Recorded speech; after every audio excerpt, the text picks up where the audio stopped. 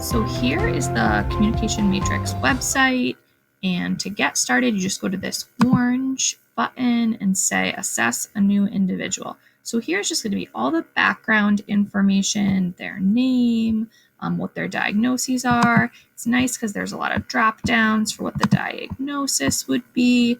You also would select for any cognitive impairment, mild, moderate, severe.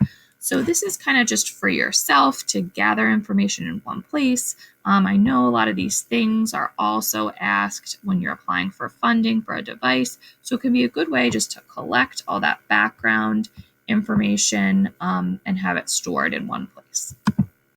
Once that background information is submitted, the assessment will just pop up. And so it's all digital online, and you're just really clicking these circles for what applies.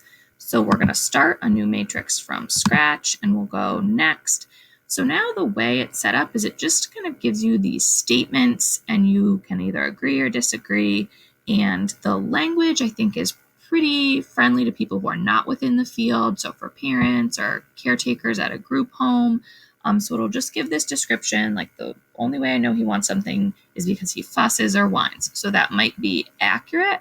We might say, no, that is actually beyond what this person's able to do, or no, the person I'm evaluating can do more than just fuss and whine. And we would say next. And then another statement pops up, and we just continue to read and answer the questions. So now it gets a little bit more specific of he knows how to get me to do something for him by doing things like gestures such as pointing, sounds such as squealing. If we say no, this is beyond what this person can do, or we might say yes, they can do all of those things. Then see how nice this is. Does this individual intentionally show you that he wants something?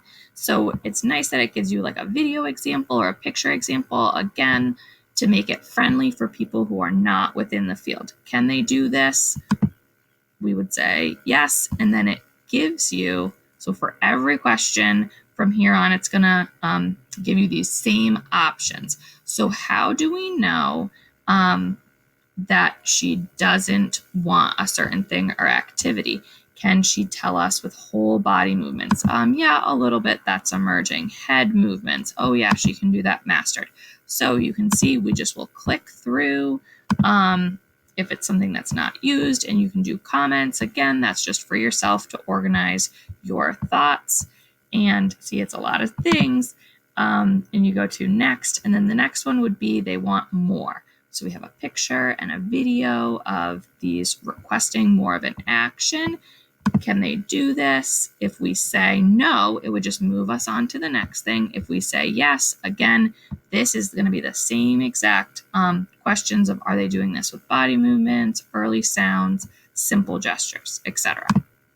So this is how the data is going to be displayed after you're done clicking through all of those buttons. So it took me a little bit to really wrap my head around this. So I would suggest even just do one kind of informally with a student or client that you have in mind, and then just sort of click around and see what it looks like to wrap your head around it. So here on the left-hand side, it's talking about sort of the levels of communication. So pre-intentional, which was like that previous question of whining or just sort of showing you're comfortable or hungry, going up to unconventional communication, concrete symbols. This is like patting a chair to represent sit down.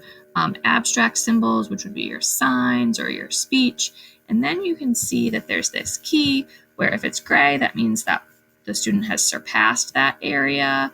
Orange is they've mastered, and yellow is emerging. So you can see like here we have some scattered skills for conventional communication, and then white is that's not used. So you can see here for concrete symbols, this student was clearly using concrete symbols to reject, request more, but when it came to requesting objects that were absent or greeting people, showing affection, that was not happening. So again, I don't want to spend too much time clicking around on this, but I would definitely recommend exploring it on your own. You can also get this skills list that will just show you exactly what you clicked. So if you want to share this with somebody else, it will give them that really detailed information. You can print it out, you can email it, so that's really nice.